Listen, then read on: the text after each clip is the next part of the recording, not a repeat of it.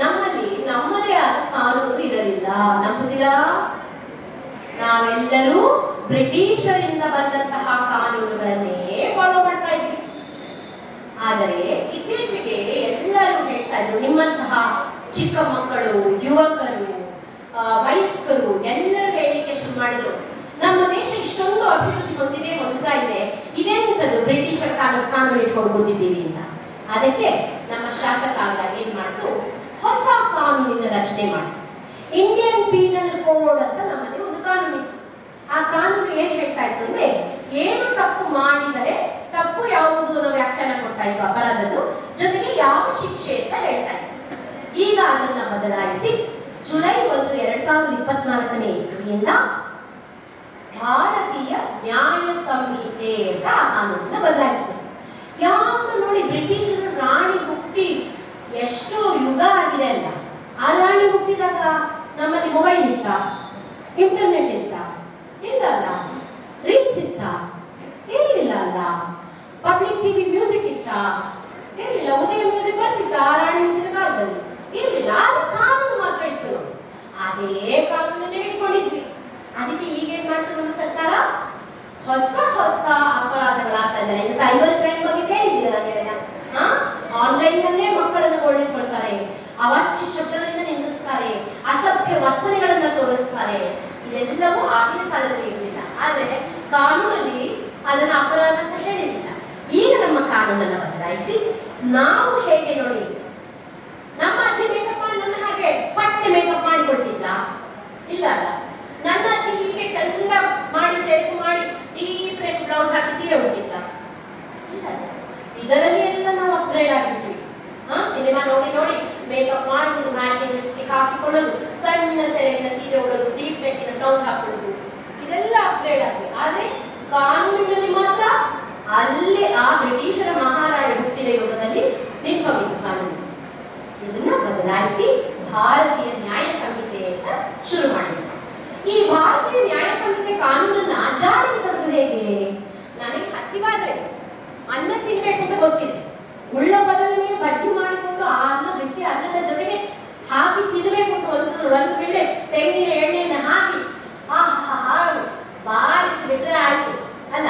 ಆದರೆ ಆ ಬದನೆಯನ್ನ ಬೆಳೆಯುವುದು ಹೇಗೆ, ತರುವುದು ಹೇಗೆ, ಕ್ಲೀನ್ ಮಾಡುವುದು ಹೇಗೆ, ಅದನ್ನು ಯಾವ ರೀತಿಯಾಗಿ ಹೆಚ್ಚಬೇಕು, ಮತ್ತು ಅದಕ್ಕೆ ಹುಣಸೆ ಹುಳಿ ಹಾಕಬೇಕು, ಇಲ್ಲ ನಿಮ್ಮಲ್ಲಿ ಸಿಗ್ತದಲ್ಲ ಅದೇ ಪುನರ್ಪುಳಿ ಹಾಕಬೇಕು, ಹುಣಸೆ ಹುಳಿ ಹಾಕಬೇಕಾ, ಮತ್ತೆ ಅದರ ಜೊತೆ ತುಪ್ಪ ರುಚಿ ಆಗ್ತದ, ತೆಂಗಿನ ಎಣ್ಣೆ ರುಚಿ ಬರ್ತದ?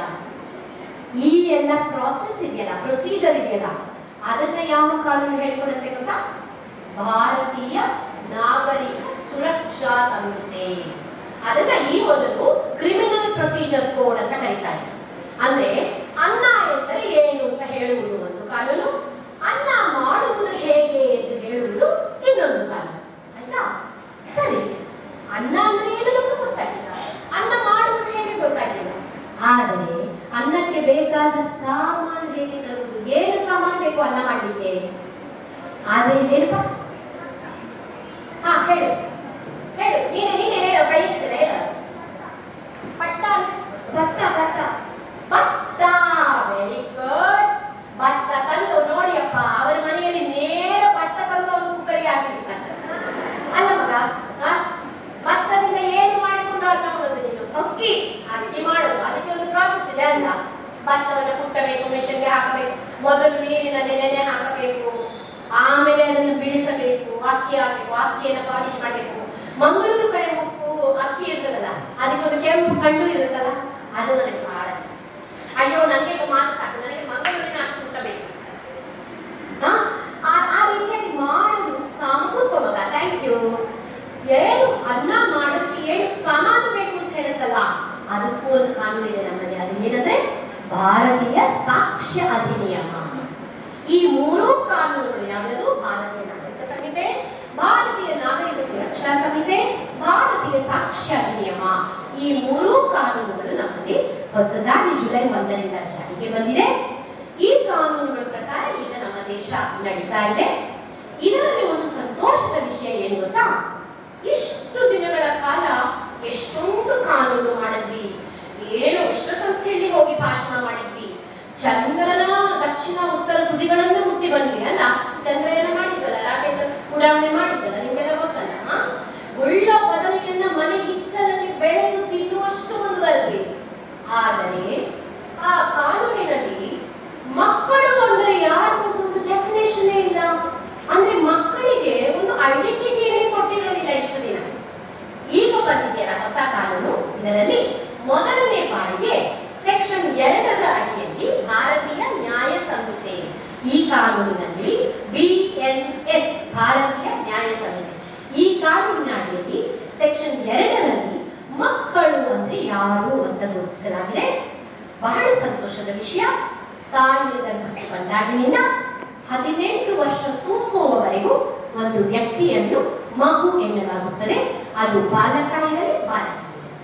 ಇನ್ನು ಹೆಚ್ಚಿನ ವಿವರಗಳು ಇದೆ, ಅದೆಲ್ಲವೂ ನಾವು ಸಬ್ಜೆಕ್ಟ್ ವೈಸ್ ಅಂದ್ರೆ ಒಂದೊಂದೇ ಸಬ್ಜೆಕ್ಟ್ ವೈಸ್ ನೀವೆಲ್ಲ ಓದ್ತಿರಲ್ಲ ದೊಡ್ಡವರಾಗ್ತಾ, ಆವಾಗ ನಿಮ್ಗೆ ಗೊತ್ತಾಗುತ್ತೆ.